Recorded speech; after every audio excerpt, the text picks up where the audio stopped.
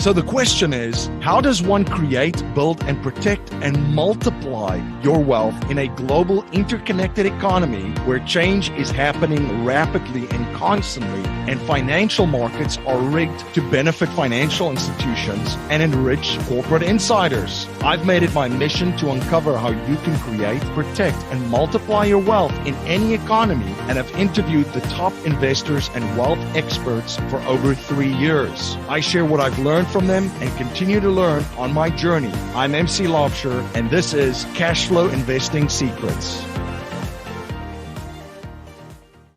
Hello everyone, MC Laubscher, and thank you so much for joining me in another episode of the Cashflow Investing Secrets podcast. This is the show where cash is not king, cash flow is king. In today's show, I want to talk a little bit about wealth inequality. So if you just scroll through your social media feed, there was a lot of folks sharing articles on wealth inequality saying that this small percentage of people in the world control this massive amount of the world's wealth as a total sum of it, right? And these articles are circulated and shared and so forth, and it's a lot of very negative stuff towards wealthy and business owners and so forth. So here's a couple of thoughts and just something to consider. If you really want to break it down and deep dive, why is there such a massive wealth gap, and why does wealth inequality exist currently right now? You could point at a number of different things, right? I know the favorite one to pull is education and so forth, and lack of opportunity in the system and so forth. And I'm going to share with you the number one reason for wealth inequality currently, and how you could be on the right side of wealth inequality. So the number one reason why there's massive wealth inequality on this planet, and there will continue to be, and it'll only get worse, is because of central banks. And for new listeners out there, maybe this is the first time you've listened to the show and listening to one of our videos because you saw the word wealth inequality. If you look at money, what money is, and how money is used and the role of money in society, which we've covered at length in previous episodes, and you look at then the global financial system and how it's built, the people at the core of this that control the money supply and the issuance of currency, because that's what it is, fiat currency currently, is central banks. Most of the countries in this world have central banks. In the United States, since 1913, the Federal Reserve Bank has been the central bank of the United States, and they control the money supply within the borders of the United States. So all these countries have central banks controlling the money supply within their countries. So what happens is, when countries expand, the central banks expand the money supply through a process of money creation, which we won't get into. That'll be an episode all by itself, and we've covered that in many different shows that we've done too. But when central banks expand the money supply, there's more money circulating now in the economy, right? So it comes down to supply and demand, another thing which we've covered on the show. And all of a sudden, you have more money chasing relatively the same amount of goods. And the result of that is you see prices increase in that particular country or economy. And people call this inflation. They'll see that, wow, there's inflation. All of a sudden, prices rise everywhere because there's more money, because central banks have expanded the money supply of a particular country, an economy. So inflation, which is the result of this money expansion. So when the money supply is expanded, inflation happens, which devalues the current units that are in supply, right? So it's the same thing if you're buying, let's just say you're buying a company, you start a company with you and one of your partners, and then all of a sudden you bring in other partners and you dilute your shares. So the biggest thing here to remember is that money supply opens up, more currency units, inflation. Now, what's the result? What has this to do with wealth inequality?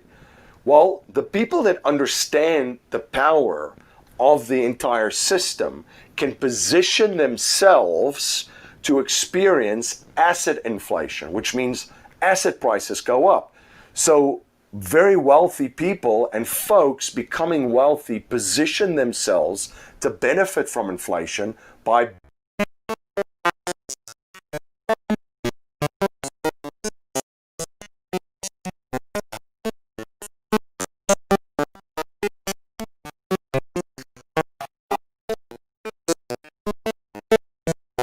in value. So they know the game, they understand how this works. Let's just look at the United States. The value of the dollar has gone significantly down since 1913. They understand this, so they position themselves in assets that appreciate in value and benefit from inflation. Products and services in your business increase and goes up with inflation. Rents go up in real estate with inflation, which increase the overall operations of a property, which increases the value of the property. Gold and silver has been money through ages. They increase and they hold. They're a great store of value, and Bitcoin has become the latest store of value with only 21 million coins. Now, what's the other side of this? This is how the wealthy stay wealthy and become more wealthy, and as money supplies keep on being increased, they become more and more wealthier. What's the other side?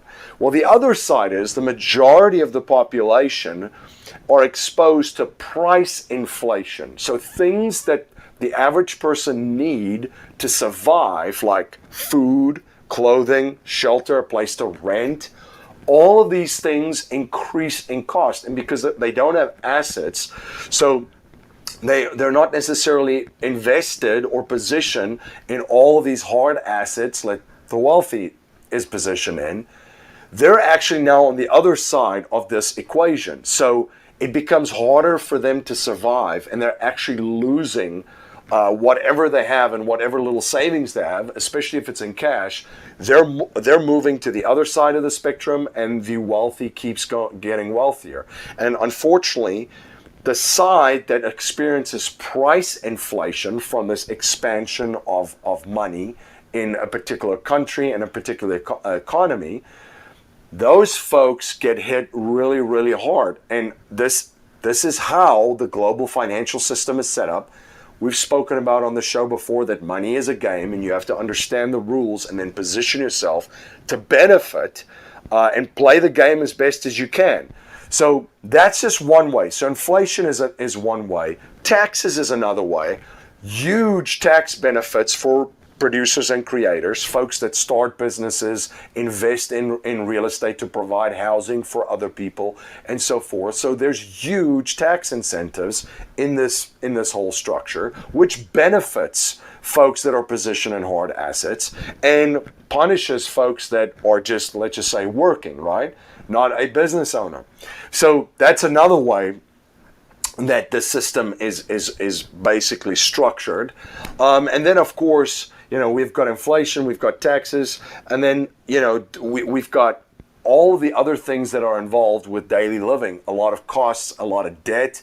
The ultra wealthy knows how to leverage debt because of this increasing supply of money. They know how to access that money before it goes into the rest of the economy through utilizing that debt and purchasing more hard assets with it, where the majority of the public, just to survive, have to go in debt, student loans, car loans, mortgages. They get saddled with debt just to survive and go more and more and more into debt here, which is bad debt, and then just pushes them further and further to the other side of the spectrum, which is the poverty side. That's why there's massive inequality. It starts with central banks. It starts with the money that we're currently using, because we don't have sound money. It starts with the global financial system. So the money that we're using is not sound. The global financial system is structured in such a way through central banks, which punishes average people and then rewards folks that position themselves to benefit from all this inflation that is created by central banks. Love to hear your thoughts on this. I appreciate you spending those valuable resources or time with me. Until next time, live infinitely. If you are interested in learning more about cash flow investing, I have compiled the 21 best cash flow investing strategies I have come across studying millionaires and billionaires for 2 decades and interviewing over 500 successful investors and wealth experts. You can grab the 21 cash flow investing strategy secrets at 21cashflowinvestingsecrets.com.